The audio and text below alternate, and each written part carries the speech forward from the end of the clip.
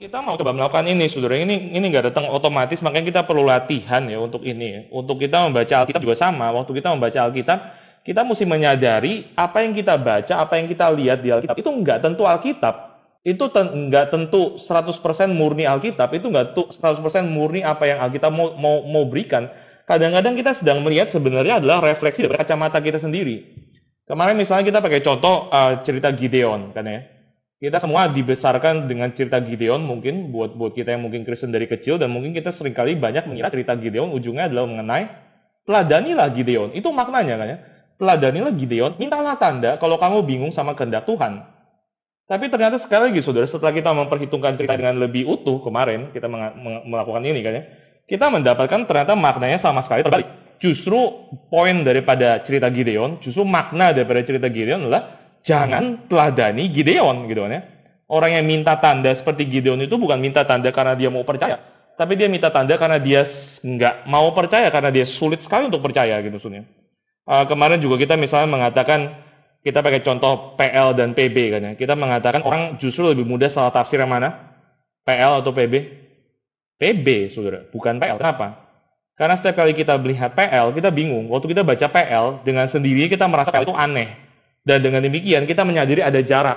Dan dengan demikian kita menyadari kita mesti nggak boleh membaca PL dengan kacamata kita sendiri sekarang.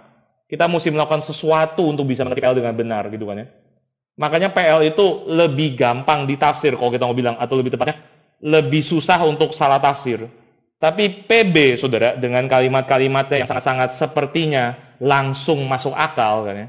Langsung bisa dimengerti, gampang buat ditaruh di di t-shirt, gampang buat dijadiin stiker di belakang mobil kan ya. Aku dapat melakukan segala sesuatu dalam Tuhan yang menguatkan aku gitu kan ya. Biasa gampang saja jadi semboyan. Seakan-akan kita pasti ngerti tahu ini artinya apa. Itu yang justru gampang salah tafsir karena kita nggak sadar kita sedang pakai kacamata.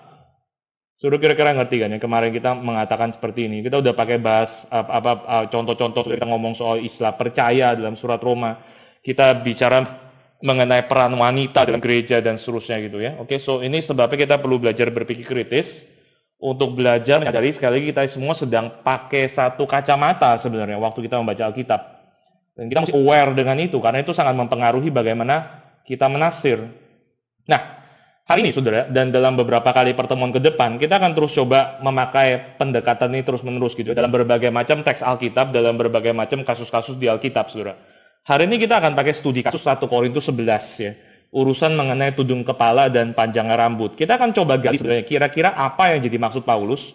Dan yang paling penting di sini adalah untuk menyadari seberapa jauhnya cara berpikir Paulus sebenarnya dari cara berpikir kita pada hari ini.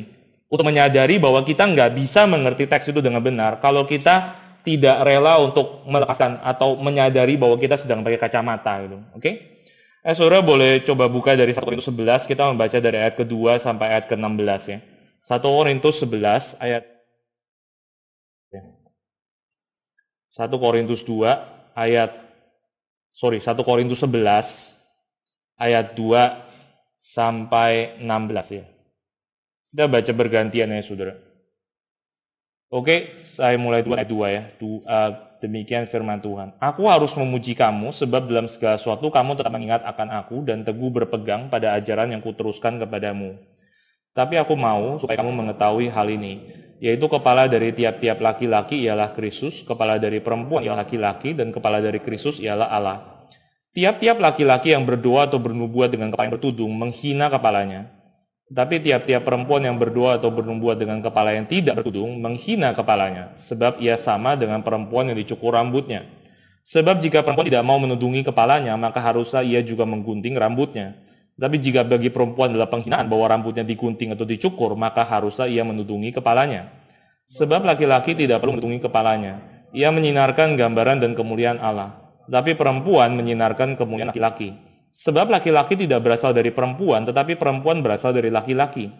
Dan laki-laki tidak diciptakan karena perempuan, tetapi perempuan diciptakan karena laki-laki.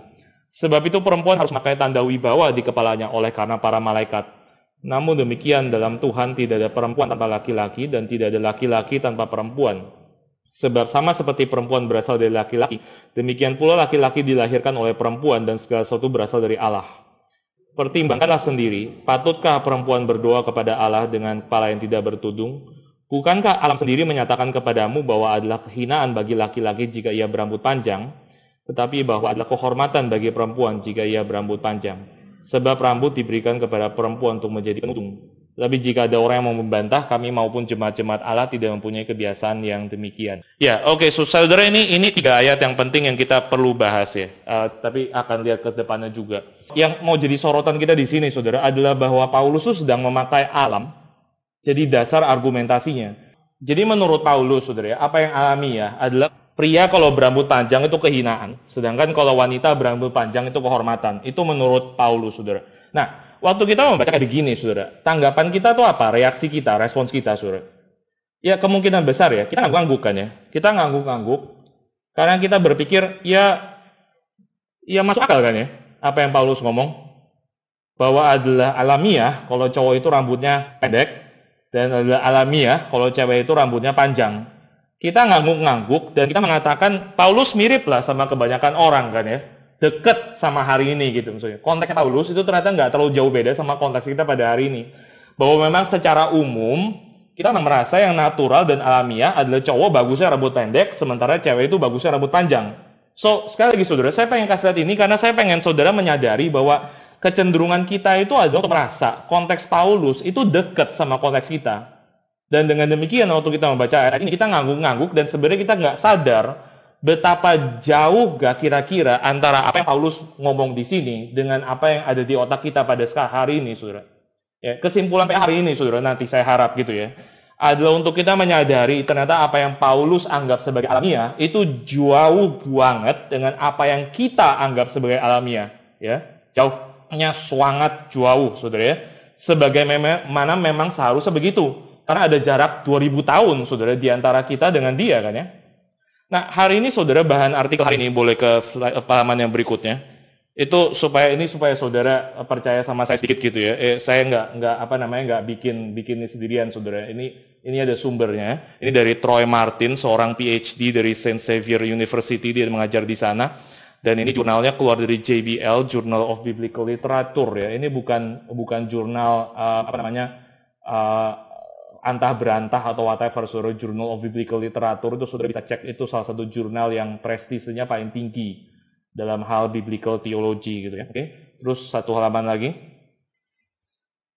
Ya ini orangnya sendiri, saudara. Jadi saudara bisa lihat nih benar-benar ada orangnya gitu, dan saya ngambil dari jurnalnya dia. Nanti kalau saudara mau, saudara, saya bisa kasih saudara artikelnya untuk saudara pelajari sendiri. Kalau saudara nggak percaya dengan apa yang kita ngomongin hari ini gitu ya, saudara boleh cek sendiri.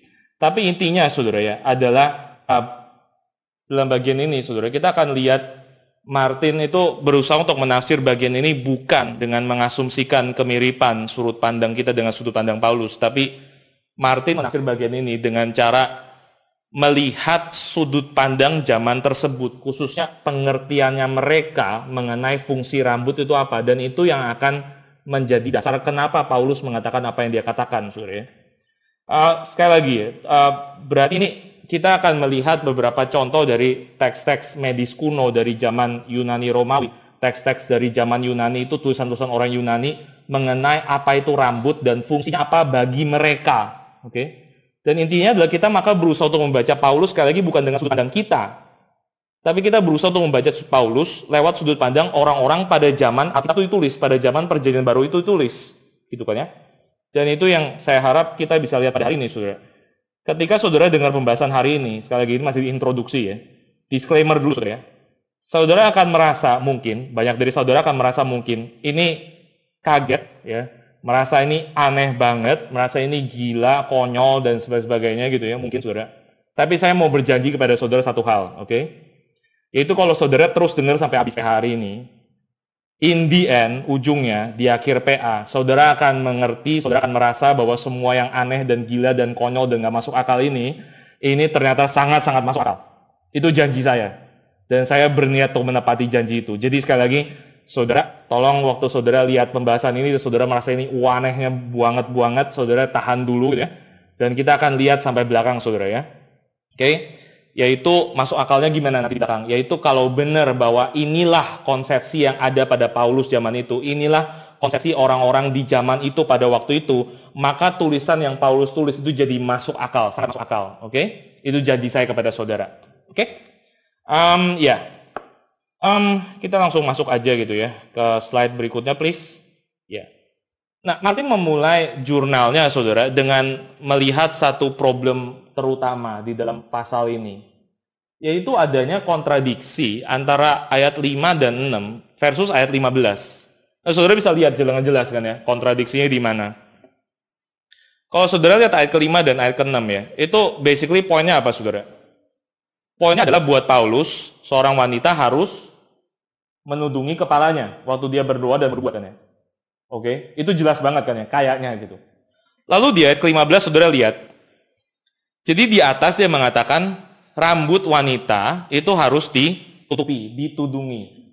Di ayat ke-15 dia mengatakan rambut diberikan kepada perempuan untuk jadi penudung. Jadi kalau rambut diberikan kepada wanita untuk jadi penudung, kenapa mesti ditudungi lagi? Saudara bisa lihat kan ya, nggak masuk akalnya di mana gitu. Saudara. Ini problem dalam bagian ini, saudara. Dan apa namanya, kalau kita mau membuat satu penafsiran yang masuk akal, maka bagi bagian ini, berarti hasil apapun yang kita dapatkan itu akan membuat kontradiksi ini jadi masuk akal. Itu kriterianya kan ya. Kita bisa ngomong seperti itu kriterianya. Nah, maka Martin itu berusaha untuk mencari teks-teks sejaman PB yang membicarakan mengenai petudung kepala dan rambut, dan hasil penemuannya itu cukup mencengangkan, saudara ya. Oke. Nah, yang pertama saya pengen saudara lihat adalah bahwa ternyata ini memakai memang dua istilah yang berbeda. Jadi kalau saudara lihat di dalam ayat 5 dan ayat 6 itu pakai kata atakaluptos. Oke. Jadi ini kepala yang tidak bertudung ya, menudungi kepalanya. Itu pakai kata atakaluptos. Ternyata di ayat 15 itu lain. Ini kata bendanya kan ya. Ini kata sifat kan ya, kepala yang tidak bertudung. Ini kata benda. Pakai kata peribolaion. Jadi peribolaion itu di ayat 15, atakaluptos itu di ayat ke-5 dan 6. Oke, jadi ini dua istilah yang berbeda. Nah, waktu Martin kemudian mencoba untuk mencari, saudara, penggunaan kata-kata peribolaion dan atakaluptos di dalam teks-teks pada zaman Perjanjian Baru ditulis, dia menemukan satu hal yang luar biasa menarik. Coba kita masuk ke dalam halaman yang berikutnya. Ya, saudara, again, ini saudara nggak perlu baca semua. Saya cuma taruh di sini, simply supaya kalau saudara agak kaget dengan apa yang saya ngomong, saudara bisa lihat saya nggak main-main gitu ya. Oke. Ini adalah dari Euripides. Euripides itu seorang pujangga Yunani, dan dia menuliskan satu drama yang salah satu tokohnya itu Hercules. Dan menarik, saudara, dalam drama itu ada penggunaan kata peribolaion. Tapi peribolaion itu digunakan untuk apa? Ini peribolaya gitu kan, peribolaian gitu. Itu digunakan untuk mengacu kepada sebuah, atau lebih tepatnya buah gitu kan, buah zakar gitu kan ya. Oke. Jadi kalimatnya itu basically Hercules itu mengatakan, aku menerima peribolaionku yang adalah tanda akil balik. Itu kira-kira terjemahan bahasa Indonesia. Aku menerima peribolaionku yang adalah tanda akil balik. Nah, saudara, ini menarik karena memang di dalam terjemahan kita sebenarnya peribolaion itu bukan persis menunjuk langsung kepada sebuah penutup kepala, enggak. Peribolaion itu hanya menunjuk kepada sebuah baju tipis atau kain tipis yang memang biasanya digunakan sebagai penudung kepala. Tapi sebenarnya kata peribolaion sendiri itu sebenarnya berarti sebuah kain atau garment atau cloth yang tipis yang biasa dipakai buat penudung kepala. Nah, masalahnya adalah ternyata di dalam orang-orang Yunani itu, saudara, mereka sering memakai kata-kata yang dari perbenaran kata-kata mengenai kain dan baju untuk merujuk kepada anggota tubuh. Ini memang kebiasaan orang berbahasa pada waktu itu. Ini nggak harus aneh, saudara. Misalnya kan ya, saudara bisa ngerti pada hari ini kita juga bisa mengatakan demikian. Misalnya, saudara bisa mengatakan jubah untuk merujuk atau mantel untuk merujuk pada kulit. Ya kan, saudara ngerti kan ya? Baju yang dipakai untuk merujuk kepada anggota tubuh. Nah, saudara-saudara, ternyata kata peribolaion itu memang bisa berarti suatu lembaran baju atau lembaran kain yang biasa dipakai untuk penudung. Tapi di dalam teks Euripides ini, ternyata peribolaion itu bisa digunakan untuk mengacu kepada buah zakar seorang pria. Oke? Maju lagi, saudara. Maju lagi satu. Ya, ini sumber yang kedua, saudara ya. Yaitu ini basically dari sebuah tulisan Achilles Statius, juga orang zaman seperti itu. Dan saudara langsung skip aja ke bawahnya kalau saudara mau lihat. Ya.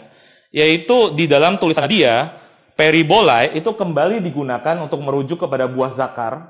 Tapi sini ada satu yang menarik, saudara. Kata yang mirip, kata yang satu akar, periblokai, itu digunakan untuk merujuk kepada rambut wanita.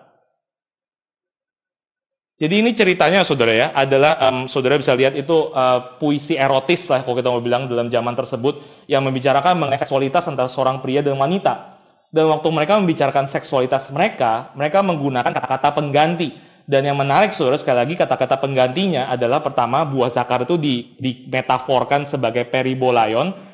Tapi yang menarik, saudara, adalah ternyata rambut wanita itu juga dimetaforkan sebagai periblokai. Kata yang mirip sekali dengan peribolai. Sepertinya dalam bahasa Yunani, saudara, ternyata, atau kebiasaan orang menggunakan bahasa dalam zaman Greco-Roman, itu ada hubungan antara rambut wanita dengan buah zakar. Aneh kan ya? Tapi ini adalah apa yang terjadi di sini ya, kita bisa lihat. Oke, saudara, boleh lanjut lagi ke halaman yang berikutnya, tolong. Ya. Lebih keren lagi, saudara, itu dua sumber itu kan dari sumber sumber drama atau sumber teks budaya atau play dalam bahasa dalam zaman Yunani. Martin kemudian menggali bukan cuma teks-teks dari drama, tapi teks-teks daripada dunia medis pada zaman tersebut. Nah, saudara tentu tahu yang namanya Hippocrates ya. Hippocrates itu meninggalnya sih 370 sebelum Masehi, jadi dia sebelum Paulus, cukup jauh, 300.000 tahun gitu kira-kira. Ya, tetapi pengaruhnya dia itu sangat keras, saudara. Pengaruhnya dia dalam dunia medis awal mula-mula itu sangat besar. Saudara tahu Hippocrates kan? Hippocrates itu adalah orang yang biasa disebut-sebut sebagai bapak medis modern. Oke, ilmu kedokteran modern itu banyak orang mengatributkan mulai daripada Hippocrates, berganti dari tahyul kepada sains itu mulai daripada Hippocrates gitu ya. Dia masih sejaman daripada Aristotle dan segala macam seperti itu. Nah, ketika kita mempelajari tulisan dari Hippocrates dan orang-orang sejamannya juga atau orang-orang yang sampai ke zaman Paulus, tulisan-tulisan mengenai anggota-anggota tubuh, dan kita menemukan satu hal yang menarik, saudara, yaitu mengenai rambut dan fungsinya. Nah, yang pertama, rambut atau kata koun dalam bahasa Yunani itu bisa dipakai untuk rambut dan bisa dipakai untuk tentakel cumi, saudara tahu kan ya? Dan saudara tahu tentakel cumi itu dalamnya kan kosong. Dalam arti mereka itu bisa dipakai untuk menghisap cairan atau untuk menyemburkan cairan. Maka ternyata kayaknya ini yang menyebabkan orang waktu di zaman Yunani, orang-orang zaman itu berpikir rambut juga sama. Rambut itu juga dianggap dalamnya kosong dan bisa untuk lewat cairan. Oke? Karena ada kesamaan kata seperti itu. Lalu saudara yang menarik juga adalah rambut itu tumbuh paling banyak di kepala. Kenapa? Bahwa waktu Hippocrates menjelaskan hal ini, kenapa rambut tumbuh paling banyak di kepala? Karena menurut konsepsi mereka pada zaman itu, sekali lagi saudara, ini bakal terdengar gila, tapi ini konsepsi mereka pada waktu itu mereka berpikir sperma itu dihasilkan di otak.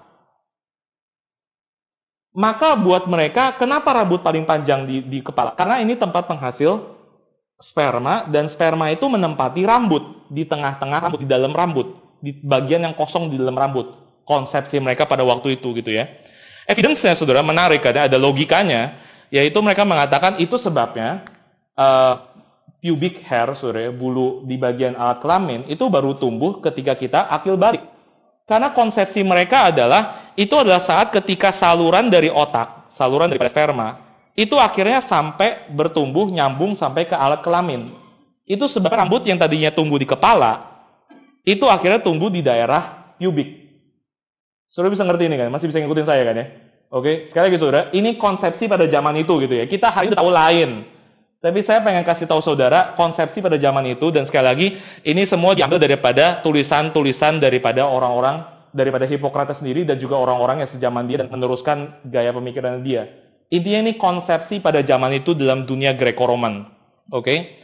Nah, saudara, maka saudara bisa melihat mulai bisa lebih mengerti saudara. Kenapa kira-kira Paulus mengatakan apa yang dia katakan di sini? Bukankah alam sendiri menyatakan kepadamu bahwa adalah kehinaan bagi laki-laki jika ia berambut panjang? Saudara tahu kenapa? bukan karena alasan estetis seperti kita hari ini, saudara. Kita mungkin merasa jelek banget kalau cowok itu rambutnya panjang karena mungkin nggak cocok atau whatever, kurang indah menurut kita, nggak estetis gitu ya. Buat mereka alasannya itu sangat-sangat fisiologis. Alasan mereka itu sangat-sangat biologis, saudara. Yaitu simple, kalau cowok itu rambutnya panjang, maka spermanya itu semua ketahan di rambut. Dan nggak bisa keluar. Itu fungsi rambut pada zaman itu, saudara. Oke? Jadi, basically, saya tambahin lagi, saudara. Ini sebabnya juga pria, dikatakan oleh Hippocrates, itu lebih banyak tumbuh bulu di tubuhnya.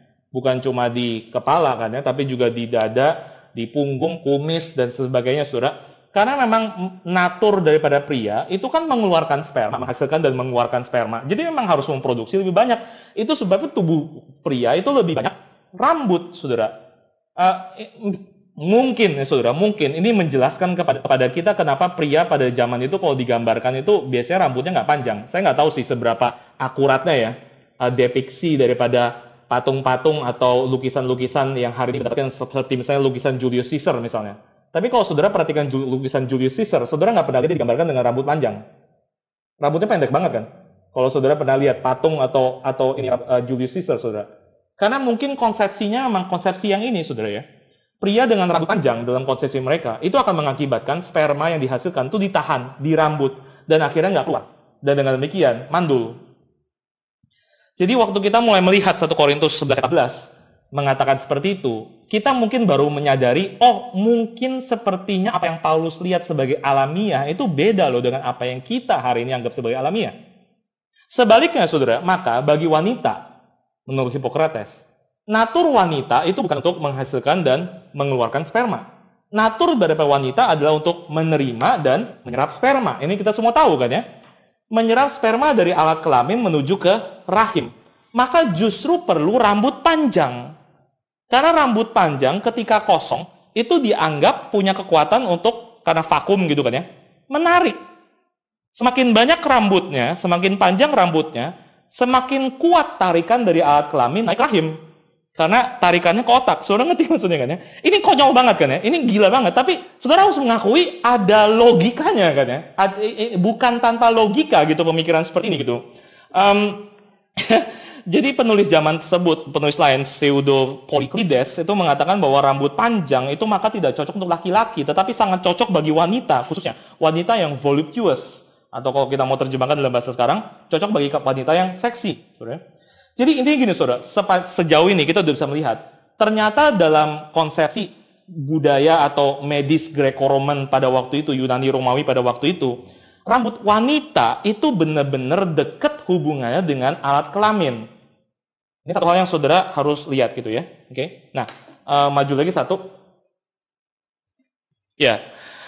Berikutnya saudara, tes kesuburan wanita ala Hippocrates. Ini kembali studi teks zaman seperti itu gitu kan. Dan kita menemukan ada satu hal menarik juga, yaitu Hippocrates kalau dia mau mendiagnosis seseorang wanita itu fertil atau tidak fertil, caranya adalah seperti ini. Dia akan memasukkan suatu benda di dalam vagina wanita tersebut yang biasanya ada bau tertentunya. Dan bau tertentu ini itu akan dimasukkan, barang itu akan dimasukkan, ditinggal di situ. Lalu hari berikutnya Hippocrates akan mencoba untuk mencium napas daripada wanita tersebut.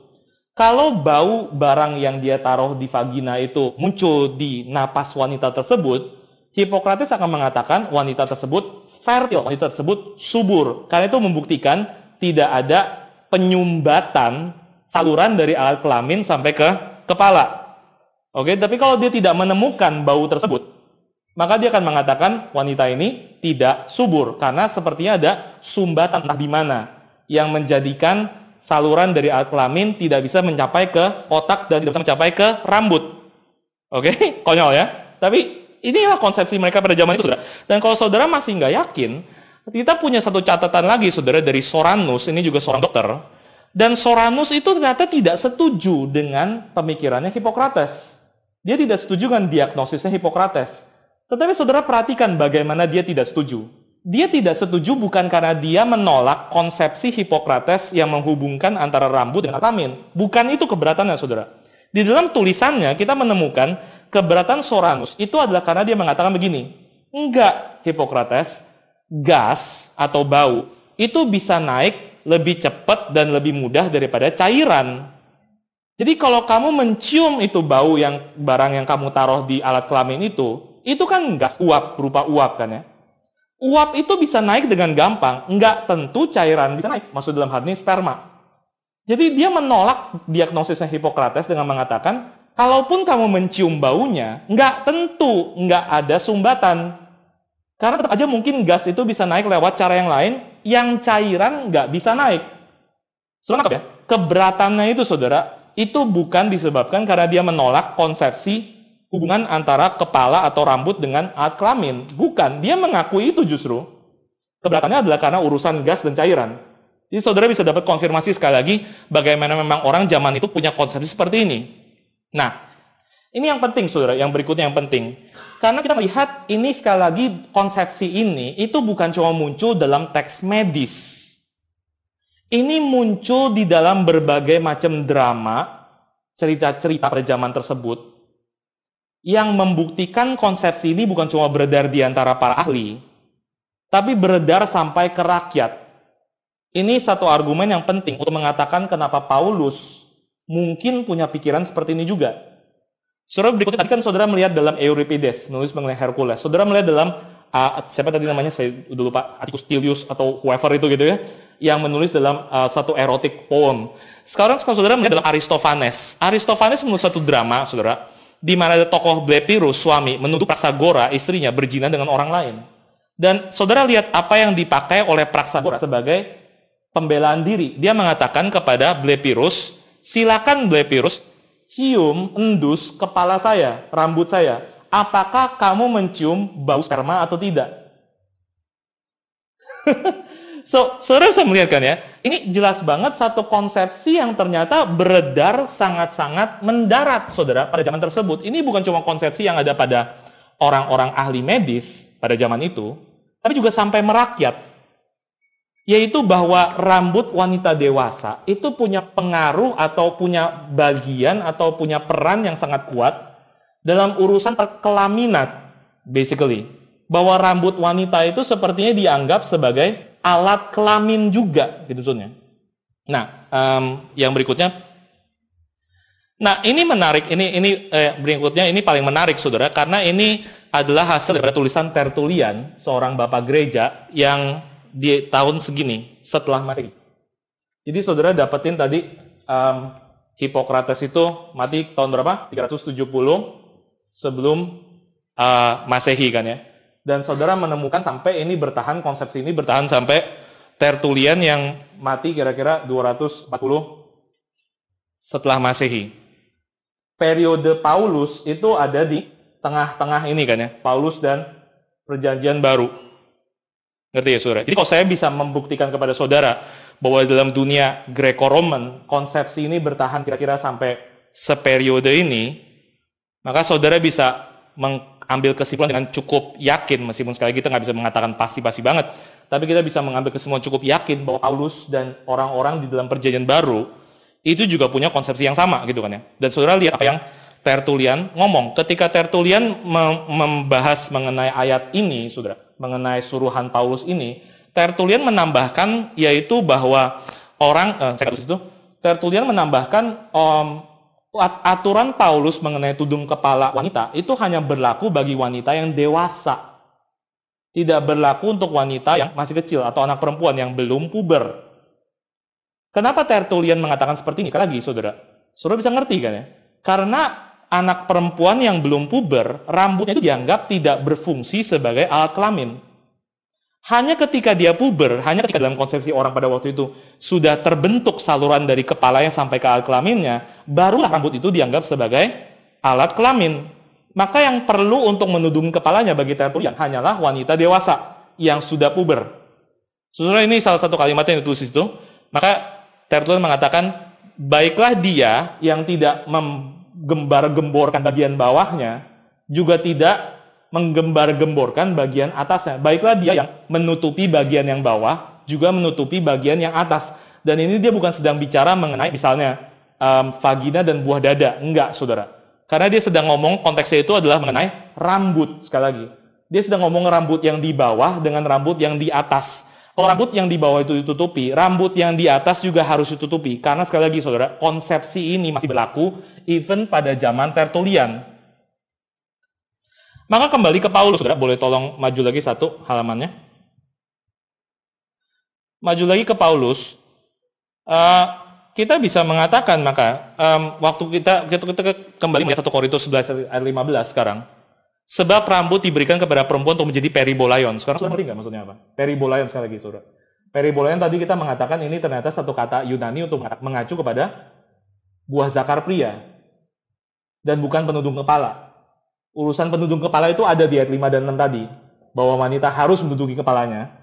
Tapi yang bagian ayat 15 ini bukan membicarakan mengenai penudung kepala, saudara. Ini salah terjemahan kalau kita bilang. Atau bukan terjemahan sih. Tapi salah mengerti makna daripada kata yang dipakai. Peribolaion pada waktu itu, pada dasarnya kalau kita mau bilang, adalah sebuah eufemisme, satu cara bicara halus untuk merujuk kepada alat kelamin pria, atau lebih tepatnya testikel dalam hari ini. Dalam hari ini. Terus saudara bisa ngerti kan ya, kenapa jadinya Paulus mengatakan rambut wanita itu adalah testikelnya, adalah buah sakarnya. Tentunya maksudnya bukan itu buah sakar, bukan saudara. Tetapi karena maksudnya berarti rambut wanita itu adalah organ yang berfungsi paralel dengan testikel. Nah, saudara-saudara, testikel pada waktu zaman itu bukan fungsinya menghasilkan sperma. Karena sperma sekali lagi buat mereka dihasilkannya di otak. Oke? Buat konsepsi pada zaman itu, dari Aristoteles ini, sorry saya nggak masukin di situ, saya lupa. Aristoteles mengatakan testis itu adalah pemberat. Tujuannya adalah supaya itu menarik sperma dari otak dan dari rambut pria turun sampai ke bawah. Makanya perlu pemberat. Rambut wanita adalah alat yang justru menarik dari bawah ke atas. Saudara ngerti maksudnya? Saudara ngerti nggak sekarang kenapa ada persamaan atau paralel antara buah zakar pria dengan rambut wanita? Di dalam konsepsi pada zaman itu, saudara, mereka memang berfungsi secara paralel. Yang satu memberatkan supaya dari atas turun ke bawah, yang satu di atas menarik supaya dari bawah naik ke atas.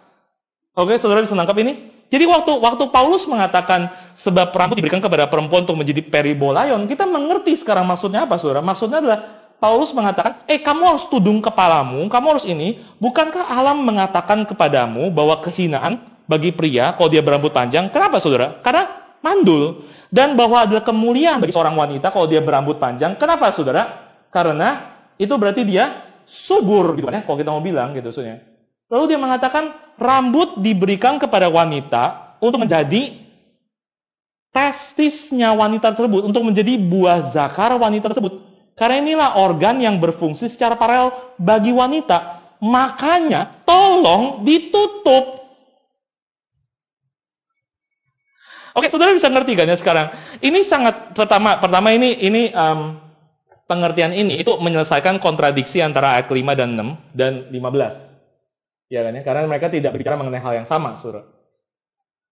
Yang kedua, saudara, ini menjelaskan kenapa Paulus bisa sampai memakai argumen dari alam, apa yang alamiah. Kenapa dia bisa sampai mengatakan pertimbangkanlah sendiri. Karena ini satu konsepsi yang pada waktu itu menyebar luas. Paulus simply hanya mengatakan, coba dong, mikir dong, kamu kan udah tahu ini dong, masa aku perlu ngomong sih, tapi gue ngomong deh, akhirnya gue ngomong pakai kalimat yang sangat-sangat, sangat halus gitu ya, bahwa rambut wanita itu kan itunya. Ngerti maksudnya, saudara? Oke? Jadi itu sebabnya dia mengatakan, pertimbangkan sendiri, patutkah perempuan berdoa kepada Allah dengan kepala yang tidak bertudung? Kenapa, saudara? Karena itu dia basically sedang membuka auratnya di hadapan Tuhan. Sekali lagi, saudara, kalau saudara perhatikan Alkitab saudara, ayat 5 dan ayat 6 dan ayat 15, itu semuanya hanya dalam konteks berdoa atau bernubuat. Paulus bukan sedang mengatur mengenai baju sehari-hari daripada para wanita orang Kristen pada zaman itu, enggak. Dia benar-benar punya satu konteks yang sangat-sangat spesifik di sini, yaitu konteksnya itu mengenai wanita yang sedang berdoa atau bernubuat, atau dalam bahasa kita pada hari ini, sedang beribadah. Yaitu bahwa wanita harus bersikap sopan dalam memakai baju atau apa dan sebagainya gitu ya. Dalam dia beribadah. So, apa namanya ini? Halaman yang berikutnya tolong. Apa yang Paulus pikirkan di bagian ini, saudara? Itu simply adalah mungkin dia sedang mengingat tradisi Yahudi yang jelas sekali, mengatur para imam untuk menutupi aurat mereka ketika mereka sedang bertugas tugas keimaman di hadapan Allah. Saudara lihat itu jelas banget perintahnya. Kalau zaman dulu, saudara, waktu imam-imam zaman dulu itu mereka masih pakai jubah kan ya. Mereka nggak pakai celana dalam, saudara. Nggak ada celana dalam zaman dulu kan ya. Maka saudara tahu di dalam bagian-bagian ini itu ada jelas banget aturan dalam hukum keimaman orang Yahudi zaman dulu. Untuk mereka itu membuat dan memakai pakaian dalam ketika mereka sedang bertugas keimaman. Karena itu simply kesopanan di hadapan Tuhan. Jangan gembar-gemborkan auratmu di hadapan Tuhan gitu kan. Seperti itu. Dan sekarang di zaman perjanjian baru, saudara, apa yang tadi? Seluruh orang Kristen sekarang punya teologi di mana mereka semua adalah imam kan ya. Itu datang dari Petrus kan ya. Petrus mengatakan kamu bangsa terpilih, kerajaan imam. Kamu semua itu imam, bukan cuma si imam itu, tapi semua kamu adalah imam. Kalau teologi Paulus, saudara bisa melihat ini juga agak mirip kan ya. Tidak tahu kamu bahwa kamu adalah bait Allah dan Roh Allah diam dalam kamu. Maka apa yang Paulus lakukan adalah dia menerjemahkan hukum perjanjian lama kepada orang-orang Kristen pada zaman tersebut. Kamu sekarang imam loh. Maka kamu harus melakukan apa yang seyogianya gitu ya. Pantas dan patut bagi seorang imam di hadapan Allah ketika dia sedang berdoa atau bernubuat. Tutupilah auratmu. Berpakaianlah sopan, basically. Oke, saudara, masuk akal? Ada yang mau tanya sampai sini?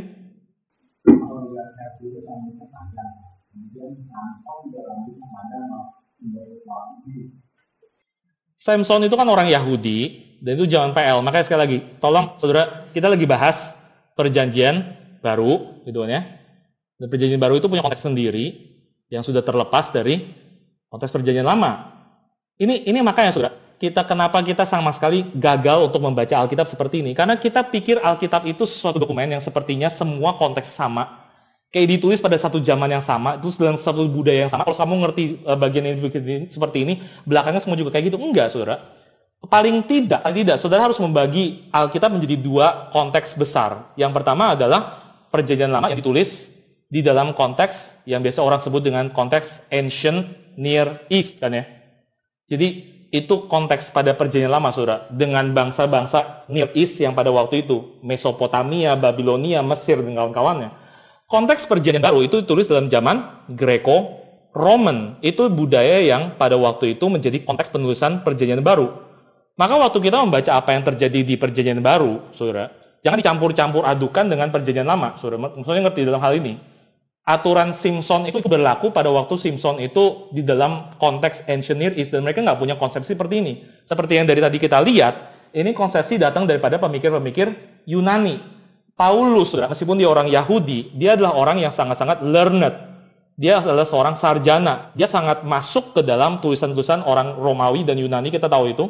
Dia sendiri seorang warga negara Roma, ya kan ya.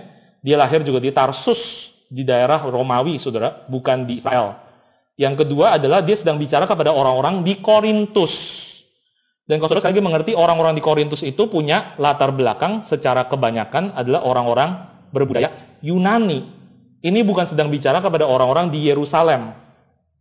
Jadi saudara ngerti kan ya? Jadi ini konteksnya, saudara. Itu yang dari tadi kita berusaha untuk ngomong. Nah, bagaimana dengan Hercules? Tergantung. Masalahnya adalah Herculesnya kita lihat dari mana? Siapa yang menggambar Hercules? Apakah yang menggambar itu dari mana? Dari zaman ini? Atau hasil gambaran daripada zaman itu? Itu yang jadi pertanyaan. Karena orang yang menggambar zaman ini nggak tentu menggambar dan mengetahui sekali lagi konteks ini. Ini konteks yang kita udah lupa kan, saudara? Ngerti maksudnya ya? Kenapa sudah dilupakan? Karena udah nggak berlaku kan ya? Ilmu medis semakin berkembang, semakin akhirnya membuang konsepsi seperti ini. Karena sudah diyakini nggak benar dan nggak berlaku, maka ditinggalkan. Tetapi adalah berguna untuk kita mengetahui konsepsi seperti ini. Sekali lagi, saya bukan kasih tahu ini untuk saudara pulang-pulang jadi merasa rambut itu menurut Tuhan adalah alat kelamin. Enggak ya, saudara. Bukan itu loh. Saudara jangan salah nangkep gitu. Yang saya mau kasih tahu saudara adalah kacamata pada waktu itu, konteks situasi zaman pada waktu itu, ternyata itu punya konsepsi seperti ini. Dan itu yang menyebabkan Paulus menulis seperti dia menulis. Kalau saudara lihat sekarang dengan konsep seperti ini, jadi masuk akal kan? Meskipun gila memang, konyol banget. Rambut jadi tempat penghisap sperma, gitu. Konyol banget loh. Waktu saya pertama kali baca, ya ampun gitu ya, konyol banget. Tetapi saudara lihat dari bukti-buktinya, dan sekali kalau saudara nggak puas dengan apa yang saya tampilkan di layar, saudara boleh buka artikel sendiri. Nanti saya akan kasih kepada saudara, boleh baca sendiri, nikmati saudara. Tapi intinya adalah, saya rasa argumen yang Martin katakan itu cukup watertight ya, cukup pasti dalam hal ini. Karena sekali lagi, dia menulis, dia kasih lihat kita apa saudara? Dia kasih lihat kita misalnya, kalau Hippocrates menulisnya, itu zaman Paulus, misalnya di zaman 1 AD gitu ya. Itu kita bisa meragukan, kenapa? Karena sekali lagi, seperti zaman kita pada hari ini, apa yang ahli pikirkan, itu butuh waktu untuk bisa sampai menembus ke dalam level populer. Ya kan ya? Jadi kalau Hippocrates itu benar-benar hidupnya di zaman Paulus, kita bisa meragukan bahwa Paulus mengetahui konsepsinya Hippocrates. Tapi Hippocrates itu sudah dari tahun segini, ada waktu yang sangat cukup. Meskipun pada zaman itu flow of information itu belum secepat zaman kita, tapi pada zaman itu pun sudah ada waktu yang cukup ini untuk bisa ini turun sampai ke masyarakat. Dan buktinya apa?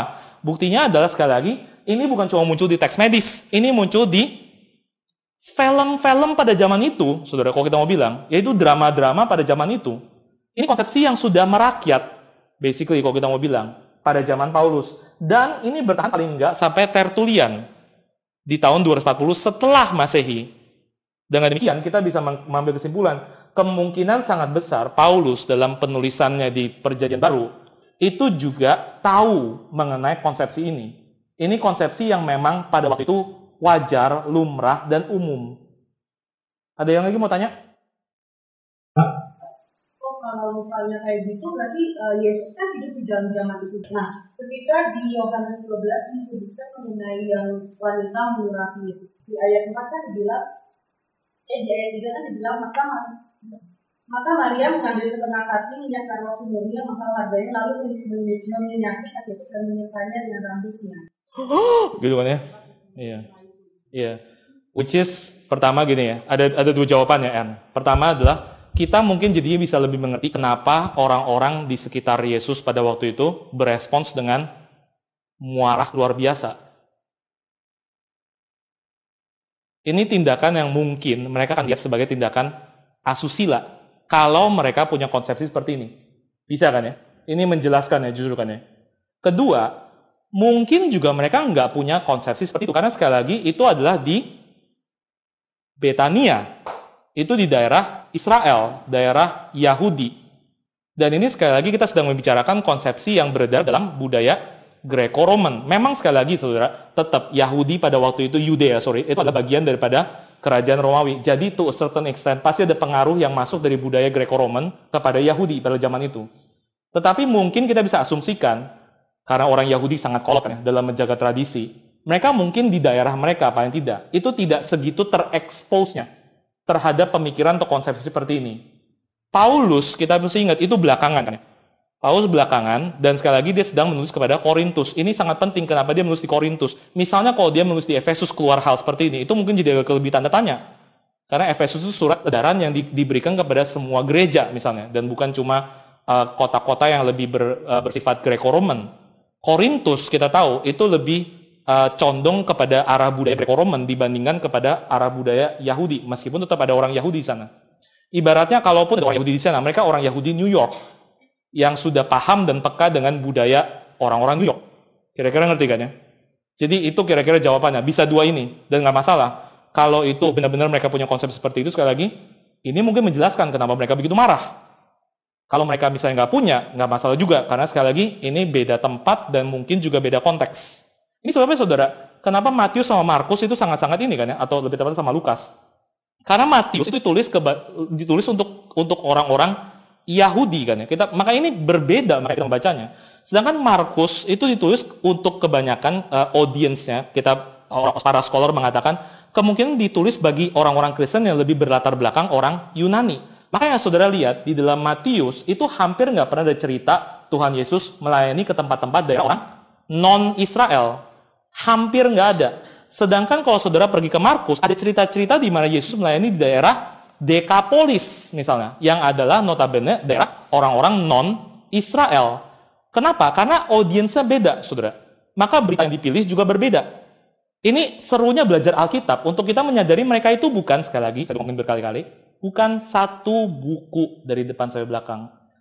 Bible, saudara, bahkan judulnya aja dulu, Bible, itu saudara tahu akar katanya kan ya, biblio gitu. Biblio itu dekat sama apa? Bibliografi gitu kan ya. Bibliografi kalau kita terjemahkan bisa apa? Daftar pustaka, dan yang namanya daftar pustaka nggak boleh isinya cuma satu kan. Yang namanya perpustakaan itu pasti koleksi dari banyak buku kan ya. Biblio, saudara, Bible itu dari judulnya aja udah sebenarnya harusnya menjelaskan kepada kita ini bukan satu kitab untuk cuma satu jenis orang, untuk cuma satu audience, untuk cuma satu waktu. Enggak, ini berbagai kitab. Ini sebuah perpustakaan dengan berbagai jenisnya, berbagai time frame-nya, berbagai periodnya, berbagai konteksnya, berbagai bahasanya, berbagai segala macam. Ini perpustakaan, saudara. Dan ini seringkali yang membuat kita salah ngerti Alkitab, karena kita mengasumsikan Alkitab itu sama dari depan sampai belakang. Ini yang selalu, makanya saya selalu ngomong ini saya ngomong ini berkali-kali dalam khotbah-khotbah yang terakhir di hari Minggu kan ya. Kita nggak boleh pikir Alkitab itu dengan gampang kita bisa memperoleh masuk sesuatu ke dalam hidup kita. Kita mesti masuk ke Alkitab, saudara. Kalau saudara mau mengerti Alkitab, saudara mesti masuk ke Alkitab. Saudara mesti mempelajari Alkitab habis-habisan. Karena Alkitab itu nggak gampang untuk dimengerti. Itu dokumen yang sudah begitu tua dan punya span yang sangat-sangat lama sepanjang sejarah. Dan ini adalah cara saya, saudara, untuk menyatakan kepada saudara. Lihat kan ya. Betapa jauhnya konsepsi kita pada hari ini dengan konsepsi Paulus pada waktu itu. Saudara harus sadar, waktu saudara tadi membaca ayat-ayat yang Paulus kita baca tadi, lalu saudara mengatakan, iya ya, ternyata apa yang Paulus pikir alamiah sama ya sama yang kita pikir alamiah ya, deket ya. Dia pikir cowok rambut pendek lebih bagus, cewek rambut panjang lebih bagus. Kita juga berasa kayak begitu ya, sama ya, deket ya. Itu sama sekali nggak benar, saudara. Sekali lagi ya, saudara, saya ingatkan waktu kita pertama kali kemarin, di dalam pertemuan kita soal tema berpikir kritis yang pertama, saya mengatakan apa? Bagian-bagian Alkitab yang kita paling yakin artinya apa, yang kita paling nggak ragu artinya apa, yang kita paling berasa jelas artinya apa, itu justru bahaya paling besar kita sebenarnya sedang membaca kacamata kita sendiri dan bukan sedang membaca Alkitab. Ini bahayanya, saudara. Ini kenapa perlu belajar untuk menafsir Alkitab. Ini kenapa kita perlu berpikir kritis. Kenapa kita perlu bertanya bukan cuma Alkitab ini artinya gini ya, begini ya. Kenapa Alkitab seperti ini? Kenapa kok ada kayak gini? Nggak cukup cuma itu, saudara. Kita perlu bertanya, apakah saya sudah membaca dengan benar? Apakah saya membaca ini dalam kacamata penulisannya zaman itu? Atau saya sedang membacanya dalam zaman saya, kacamata saya, atau kacamata doktrinal saya, atau kacamata kesempitan saya sendiri? Ini sebabnya kita perlu belajar ini, saudara. Ini tema kita akan teruskan. Kita akan teruskan minggu depan. Kita akan teruskan dengan bagian Alkitab yang lain untuk memperlihatkan kepada saudara, untuk membiasakan kepada saudara. Bagian-bagian yang saudara anggap obvious, bagian-bagian yang saudara anggap pasti artinya gini, atau saudara tidak meragukan artinya pasti begitu, itu ternyata artinya lain. Itu ditulis dengan kebiasaan yang lain, itu ditulis dengan kacamata yang lain. Dan kalau kita nggak sadar ini, kita akan sangat gampang salah menafsir Alkitab. Oke? Ada lagi yang mau tanya sebelum kita lanjut sedikit? Lanjut dulu ya, nanti kita bisa tanya lagi, saudara. Nah, jadi signifikansinya buat kita hari ini, coba satu halaman lagi berikutnya. Ya. Yang pasti, saudara ya, signifikansinya buat kita pada hari ini sekarang. Kalau kita udah sadar bahwa ini adalah hasil daripada pemikiran zaman tersebut, yang hari ini kita sudah nggak pegang, dan bukan cuma kita nggak pegang, kita sudah tahu bahwa konsepsi tersebut adalah konsepsi yang salah. Maka apakah berarti apa yang Paulus katakan sudah tidak lagi ada signifikansi buat kita hari ini? Apakah ini berarti ini berhenti jadi firman Allah? Karena itu kayaknya salah gitu secara saintifik. Tentu saja tidak. Gitu ya. Tentu saja tidak. Jadi artinya apa? Ya artinya simple. Saudara, kita bisa belajar mengenai modesty in worship. Yaitu simple, apa yang Paulus mau katakan bagian ini yang masih bisa berlaku buat kita adalah setiap daripada kita, khususnya para wanita, itu harus menjaga kesopanan mereka ketika mereka beribadah kepada Tuhan dalam urusan berpakaian. Ini satu hal yang pasti. Hari ini kita nggak lagi melihat rambut sebagai sesuatu yang bisa membuat unsur seksual itu muncul. Oke, kalau gitu kita perlu mikirin saudara sekarang, apa yang hari ini membuat kita memikirkan mengenai seksualitas dari tubuh wanita maupun tubuh pria yang tidak ditudungi oleh baju. Itu kita perlu pikirkan, saudara. Ini namanya mengaplikasikan Alkitab. Ini sama sekali bukan berarti bagian ini jadi tidak ada signifikansinya buat kita. Sama sekali enggak, saudara. Justru Alkitab ini jadi kita jelas sekarang maksudnya apa, lebih jelas paling enggak ya. Maksudnya apa?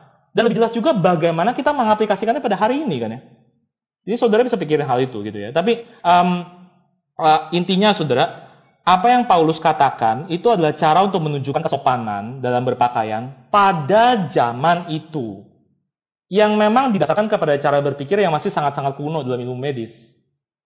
Jadi sekali lagi saudara, inilah kenapa kita perlu belajar Alkitab. Nggak bisa cuma mengerti satu bagian Alkitab tanpa kita mempelajari konteks aslinya seperti apa. Sekali lagi saudara, ini sebabnya sekali lagi, ada bedanya saudara. Ada beda yang sangat jelas antara Alkitab dengan pembacaan kita mengenai Alkitab. Ini dua hal yang berbeda. Nggak tentu sama. Ini yang saya pengen saudara lihat. Ini poin terutama. Untuk saudara menyadari kita untuk datang kepada Alkitab, selalu pakai kacamata kita, saudara. Nggak pernah enggak. Kita nggak mungkin bisa mengatakan datang pada Alkitab dan mengatakan, oh jelas banget lah ini artinya. Saya nggak perlu menafsir lah bagian ini. Ini bagian ngomongnya jelas banget. Enggak, saudara. Kita perlu meragukan diri kita untuk kita membaca Alkitab. Itu sekali cuma satu kerendahan hati kok. Nggak ada yang aneh dengan itu. Waktu kita melihat sesuatu, kalau kita mau mengerjakan sesuatu pada debu mata orang lain, kita perlu ngecek balok di mata kita. Itu satu hal yang normal, lumrah, dan wajar kan ya. Jadi itu signifikansinya, saudara. Nah, ini poin yang terakhir, saudara ya. Bagaimana kita melakukannya? Bagaimana kita itu bisa dalam tanda kutip melepaskan kacamata kita yang zaman modern itu dan lalu memakai kacamata orang zaman waktu itu. Kan gimana caranya coba? Oke Pak, sekarang saya sadar gitu ya, saya punya kacamata gitu. Tapi gimana caranya bisa melepaskan kacamata itu dan memakai kacamata orang zaman dulu? Kan nggak ada dari mereka yang hidup sampai hari ini. Iya saudara, memang nggak ada saudara. Tapi caranya gimana simply? Caranya adalah simply dengan saudara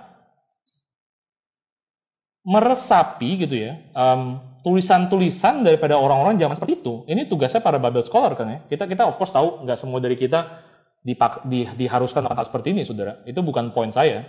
Sama seperti nggak semua dari kita juga diharuskan untuk belajar bahasa asli. Itu kan juga enggak kan ya.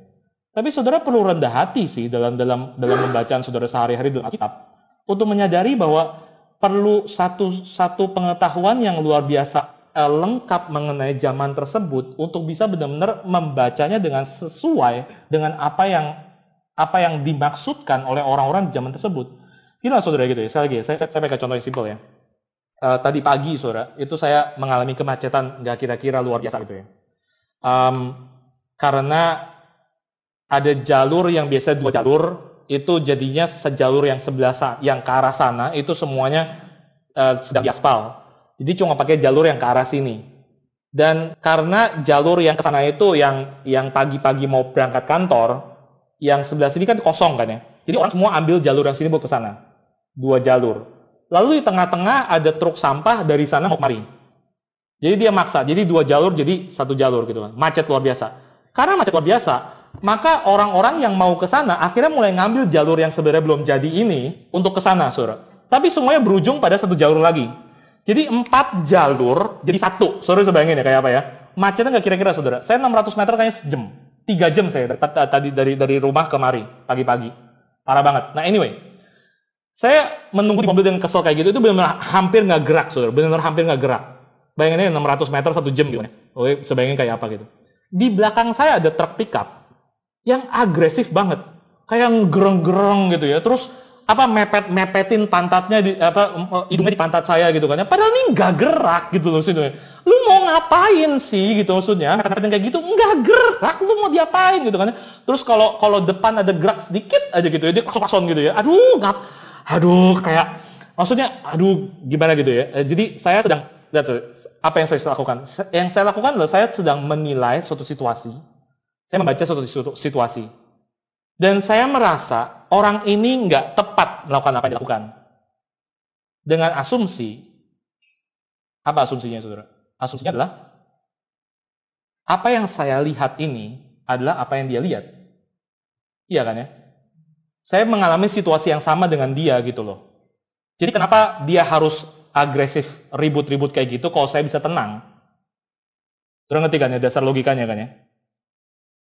Terus tunggu-tunggu, udah lama nunggu gitu ya, bingung mau ngapain gitu ya. Terus saya lihat ke belakang, ke spion, ngeliatin itu supir. Terus saya melihat dia lagi kipas-kipas. Dan saya baru sadar satu hal, ya ampun, dia nggak ada AC mobilnya. Kemacetan yang saya terima ini itu berbeda dengan kemacetan yang dia terima. Kemacetan yang saya terima dalam kenyamanan mobil ber-AC. Kemacetan yang dia terima itu kemacetan yang dialami dengan mobil tanpa AC, dan karena jalur sebelah sini lagi dibangun, saudara, itu jalanannya berdebunya nggak kira-kira. Saudara bisa bayangin, dia nggak ada AC, dia harus buka jendela. Tadi dia buka jendela, saudara, yang terjadi adalah debu masuk semua kan ya. Saudara bisa bayangin nggak kira-kira apa yang terjadi pada dia, saudara? Mulai bisa lebih ngerti nggak kenapa dia melakukan apa yang dia lakukan? Saudara, apa yang terjadi tadi pagi adalah, ini tepat banget kan ya, saya lagi bahas ini pula. Saya baru sadar, saya sedang pakai kacamata. Apa yang saya sedang alami ini dalam kenyamanan AC saya, itu bukanlah realita yang semua orang alami. Itu terbatas pada orang-orang yang mobilnya ber-AC. Ini bukan kacamata yang universal, saudara. Ngerti maksudnya? Ini kacamata yang terbatas pada saya. Dan lalu yang saya lakukan adalah saya menghakimi orang ini berdasarkan kacamata saya. Ngerti saudara maksudnya? Ya ini namanya salah tafsir. Ini satu hal yang lumrah kan saudara terjadi dalam hidup kita kan ya. Kita nggak otomatis melakukan ini saudara. Kita nggak otomatis menyadari bahwa kita sedang pakai kacamata. In fact, yang otomatis adalah kita nggak pernah menyadari kita sedang pakai kacamata. Itu yang otomatis. Padahal orang lain melihat atau menerima realita yang kita terima, gitu maksudnya, itu nggak tentu menerimanya dengan kacamata yang sama. Apa yang mereka alami, bendanya sama kan? Maksudnya ini ekstrim banget saudara. Ini nggak dipisahin 2000 tahun. Ini situasi macet yang sama. Tapi saudara lihat bagaimana situasi saya dan situasi dia itu nggak bisa lebih beda lagi kan kalau kita mau bilang gitu maksudnya. Ngerti ya? So ini yang terjadi ketika kita seringkali datang kepada Alkitab saudara. Atau gini lah, contoh yang lain lebih gampang saudara. Saudara masih ingat nggak momen pertama kali saudara keluar negeri? Momen pertama kali saudara keluar negeri, saudara. Dan obviously keluar negeri itu maksudnya adalah berarti pergi ke negara berkembang gitu kan ya. Negara-negara first world countries gitu maksudnya.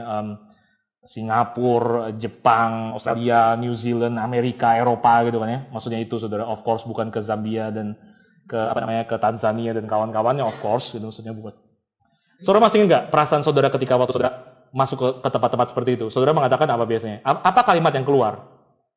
Saudara mengatakan apa? Saudara mengatakan kira-kira kayak gini kan ya? Waktu saudara balik misalnya dari situ ya, terus saudara mengatakan kayak gini kan? Cuma di Indo orang melakukan kayak gitu. Iya kan? Itu kalimat keluar kan ya?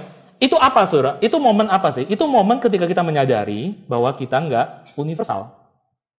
Kita baru sadar ada hal-hal yang selama ini di Indonesia kita anggap ya kita nggak memikirkan seperti ini, tapi kita menganggap seluruh dunia melakukannya juga sama seperti itu. Kita pikir ini bukan kacamata, kita pikir ini realita sesungguh-sungguhnya. Waktu kita keluar negeri, kita baru sadar, enggak, itu cuma orang itu doang, itu sebuah kacamata. Saudara ngerti maksudnya kan ya? Oke? Wajar kan? Satu hal yang sangat lumrah, saudara. Untuk kita nggak bisa menyadari kita punya kacamata sampai kita melihat orang lain punya kacamata. Itu sebabnya salah satu hal yang paling berbahaya dalam studi Alkitab adalah homogenisme. Salah satu hal yang paling berbahaya dalam Alkitab, dalam studi Alkitab, adalah terus-menerus mempelajari Alkitab dengan kebiasaan yang itu-itu lagi, dengan sudut pandang yang itu-itu lagi, dengan kredo yang itu lagi, saudara. Ini sebabnya saya percaya masa depan teologi dan masa depan doktrin itu nggak sendirian, nggak bisa, saudara.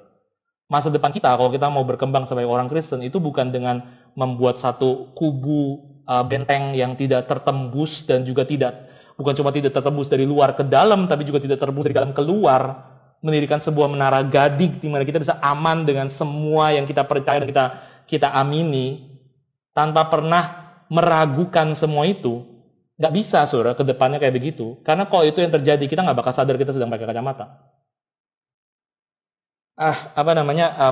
Kalau kita menjadi orang-orang yang humble, saudara, sekali lagi, itu berarti kita akan berpikir kritis terhadap pikiran kita mengenai Alkitab. Nggak mungkin nggak, saudara. Nah, anyway, itu bukan poin saya yang terakhir, saudara. By the way, poin saya adalah kita perlu perlu menyadari, saudara, ya, ada cara lain untuk mengerti Alkitab, untuk membaca Alkitab, dan itu bukan hanya dengan kacamata doktrin tradisi tertentu. Nggak cuma ini, saudara, kacamatanya. Kita seringkali diajarin kayak begitu kan ya. Kalau kamu mau mengerti Alkitab dengan benar, kamu harus membaca dari kacamata doktrin tradisi tertentu, misalnya Calvinisme atau Luteranisme atau segala macam. Pertanyaannya, saudara, sebenarnya Calvinisme itu ada banyak ragam loh. Soalnya juga untuk saudara menentukan kacamata yang mana sebenarnya. Tapi anyway, bukan cuma itu, saudara. Yang kita sedang lakukan di sini adalah kita berusaha untuk membaca Alkitab di tengah-tengah konteks zamannya, dalam tulisan-tulisan orang yang pada zaman waktu itu hidup, dan tulisan-tulisan mereka seperti yang tadi kita lakukan. Waktu kita melihat tulisan Paulus mengenai rambut, kita mengeceknya, membandingkannya dengan mengenai rambut pada zaman tersebut di orang-orang lain yang nggak tentu orang Kristen, saudara. Hippocrates, Euripides, itu orang-orang yang lain itu. Dan ketika kita melihat itu, saudara, begitu melakukan studi komparasi seperti ini, itu baru mulai ada satu kejelasan yang lebih muncul kan ya. Ini satu hal yang saya pengen share kepada saudara, karena kita seringkali sebagai orang reform, saudara, sebagai orang Injili, itu agak anti dengan yang namanya studi komparasi. Saya kasih satu contoh kayak gini ya, saudara, gampangnya gini ya. Apa perasaan saudara ketika orang mengatakan ternyata hukum Musa itu nggak orisinil dari Musa, tapi adalah sebuah copasan dari hukum Hammurabi misalnya? Apa perasaan saudara ketika terjadi studi komparasi kan ya? Ketika orang menemukan ternyata misalnya cerita air bah itu nggak orisinil atau pertama kali muncul dalam Alkitab, tapi sudah muncul beberapa ratus tahun sebelumnya misalnya dalam dokumen-dokumen lain sejaman dengan penulisan Alkitab, penulisan Taurat, sejaman dengan Musa atau sebelumnya bahkan. Apa perasaan saudara kepada hal ini? Ini kan namanya studi komparasi, saudara. Saudara membaca ini dengan membandingkannya dengan teks-teks yang sejaman. Ya kan ya? Inilah gampangnya. Apa perasaan saudara tadi ketika saudara menyadari bahwa ternyata Paulus sedang membuat satu argumen yang keluar dari konsepsi medis mengenai rambut yang totally ngawur?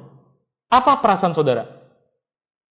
Well, kalau kita mau jujur, saudara, secara umum, orang-orang reform atau orang-orang konservatif itu merasa tidak nyaman dengan semua ini kan ya. Dan memang benar, karena ada banyak orang yang menggunakan ilmu studi komparasi ini itu untuk menyerang Alkitab, untuk menyerang keabsahan Alkitab. Jadi misalnya mengatakan, oh ya tuh, ternyata hukum-hukum yang ada dalam Musa itu sudah ada di dalam hukum Hammurabi. Berarti Alkitab ini nggak orisinil atau lebih parah bahkan plagiarisme. Misalnya gitu kan ya, saudara bisa ngerti ini. So, nggak heran kalau misalnya dunia scholarship Alkitab yang konservatif itu agak menolak studi-studi komparasi seperti ini, karena sering dipakai untuk menyerang Alkitab. Tapi enggak, saudara. Hal ini justru bukan harusnya kita buang seperti ini. Kita nggak boleh mencap studi komparasi seperti ini sebagai anti Alkitab atau bahkan liberal. Nggak bisa. Saudara, studi komparasi dalam kita melihat kemiripan Alkitab dengan tulisan-tulisan sejamannya, itu justru akan menghasilkan kita lebih ngerti apa yang unik di dalam Alkitab. Ini saya percaya, saudara. Sorry, ini harusnya ada di ini. Coba satu halaman. Ya, itu ya. Saudara, sekali lagi ya, saudara harus melihat Alkitab itu ditulis dengan apa, saudara? Alkitab itu ditulis dengan ideal apa? Idealnya itu adalah bahwa orang-orang Kristen itu di dalam dunia, tetapi bukan berasal dari dunia. Tetapi di dalam dunia, saudara. Bukan berasal dari dunia. Tapi di dalam dunia, itu idealnya kekristenan kan ya. Saudara bisa baca ini waktu Tuhan Yesus mengatakannya. Di Yohanes 17. Maka nggak heran juga saudara kalau misalnya tulisan-tulisannya juga demikian. Itu memang konsep seperti ini munculnya di dalam Perjanjian Baru, tapi ini sebenarnya satu hal yang muncul di seluruh Alkitab. Yaitu Alkitab memang, saudara, memang menggunakan gambaran-gambaran, menggunakan konsepsi-konsepsi zaman di mana dia ditulis, supaya Alkitab bisa berkomunikasi dengan lancar, supaya Alkitab bisa menyentuh justru, mendarat, bersentuhan dengan budaya mereka pada zaman tersebut. Tetapi dengan mereka menggunakan budaya atau gambaran yang sama ini, mereka membawanya untuk mengatakan satu teologi yang sama sekali justru baru. Itu cara Alkitab, saudara. Di dalam dunia, tetapi bukan berasal daripada dunia. Sekali lagi, saudara, contohnya yang tadi, urusan rambut tadi.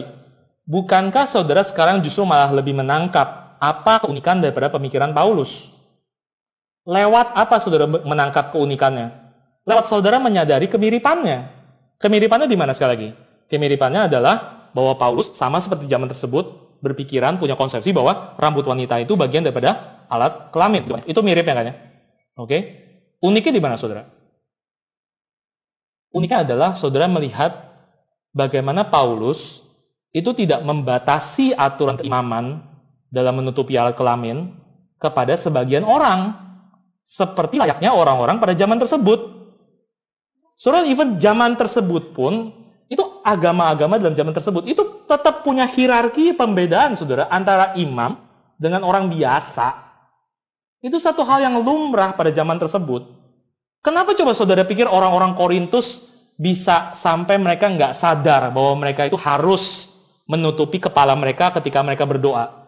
Karena di agama lain nggak ada kebiasaan seperti itu. Kalau kamu bukan imam, ya kamu nggak perlu melakukan hal-hal seperti itu. Tapi saudara lihat lewat kemiripan yang Paulus katakan di sini, justru saudara melihat keunikannya kan ya. Keunikannya adalah Paulus punya konsepsi semua orang Kristen itu imam. And therefore, semua orang Kristen harus menuruti aturan keimaman ini. Dari mana keunikan ini muncul, saudara? Bukankah dengan saudara menyadari kemiripannya terlebih dahulu? Oke, saudara bisa lihat kan ya? Ini idealnya Alkitab, saudara. Ini contoh yang lain, penggunaan kata Injil. Saya udah ngomong ini berkali-kali, Pak Billy juga udah ngomong ini berkali-kali kan ya? Saudara sekali lagi tahu kan ya, kata Injil, istilah Injil itu bukan orisinal daripada Alkitab, saudara tahu itu toh? Itu adalah istilah yang memang sudah dipakai dalam zaman, sekali lagi, Greco-Roman pada zaman itu. Untuk merujuk kepada apa, saudara? Untuk mengacu kepada apa? Kepada satu jenis berita yang tertentu. Biasanya berita mengenai seorang raja.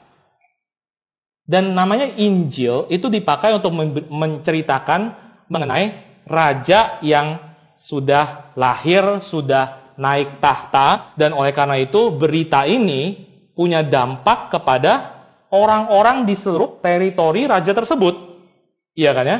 Makanya lalu dikirim penginjil-penginjil untuk memproklamirkan berita Injil ini kepada semua orang di teritori itu. Makanya kita mendapatkan di sejarah, sekali lagi ada kemiripan. Kita menemukan dokumen berjudul Injil dari Kaisar Augustus. Ini kemiripan, saudara. Tapi saudara ngerti nggak kenapa penulis Injil memakai istilah Injil yang nggak orisinal dari mereka? Karena inilah berita mereka kan ya. Sekarang mereka mau mengatakan, ada raja yang baru loh. Dan kita mengabarkannya bukan di Yerusalem doang. Kita bukan cuma mengabarkannya di Yudea doang atau di Samaria doang. Kita mengabarkannya sampai ke ujung bumi. Dan itu berarti kekuasaan raja ini adalah meliputi seluruh bumi. Saudara lihat, cara apa yang lebih baik untuk mengungkapkan makna ini kepada orang-orang zaman itu selain dengan menggunakan kata Injil? Kalau saudara maunya adalah orang-orang di Alkitab itu semuanya memakai satu istilah yang baru lagi, bikin dari nol, semuanya orisinal dari mereka, nggak bakal ada yang ngerti, saudara, makna mereka, nggak bakal ada yang ngerti message mereka pada zaman itu. Apa yang mereka lakukan, saudara, apa yang Alkitab lakukan adalah mereka menggunakan konsepsi-konsepsi, gambaran-gambaran, simbol-simbol, kosakata-kosakata, istilah-istilah, pengertian-pengertian pada zamannya di mana mereka ditulis, justru supaya mereka bisa mengkomunikasikan sesuatu yang totally berbeda, totally baru, totally unik. Keunikan melalui kemiripan. Itu sebabnya Paulus bisa pakai konsepsi-konsepsi seperti ini. Karena dia sedang bicara kepada satu zaman yang punya konsepsi demikian. Saudara bisa terima hal ini? Kalau saudara tetap masih ada kesulitan, saya akan mengatakan saudara punya kesulitan dalam problem mengenai Alkitab itu apa. Sekali lagi saudara, saya nggak mau panjang-panjang ini, kita udah ngomong ini kan ya.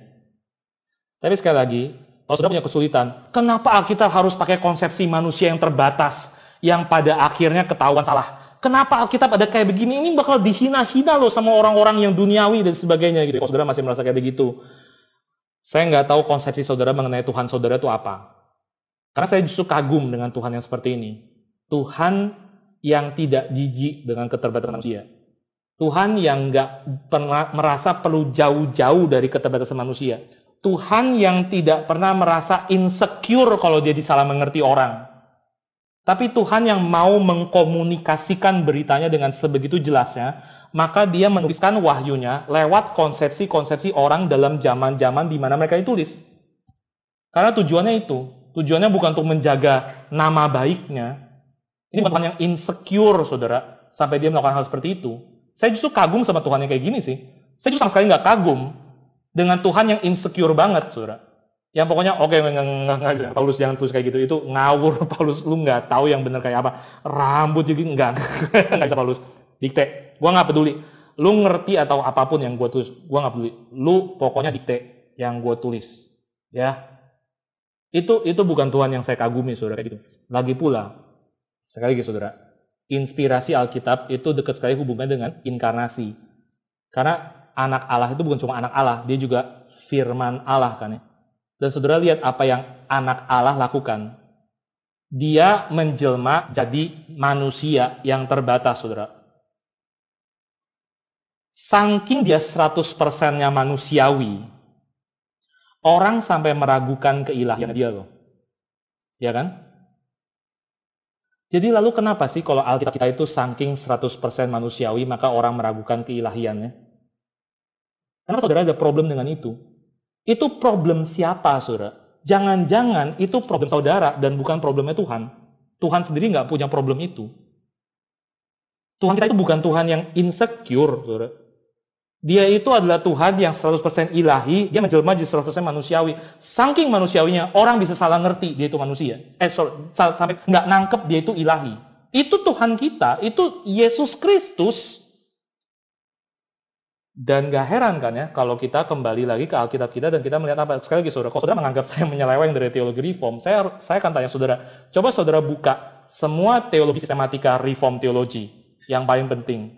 Lalu saudara buka konsepsi mereka mengenai Alkitab itu apa. Dan saudara akan menemukan setiap kali. Mereka selalu mengatakan Alkitab itu bukan cuma buku ilahi. Alkitab itu adalah buku yang ilahi dan juga buku yang manusiawi.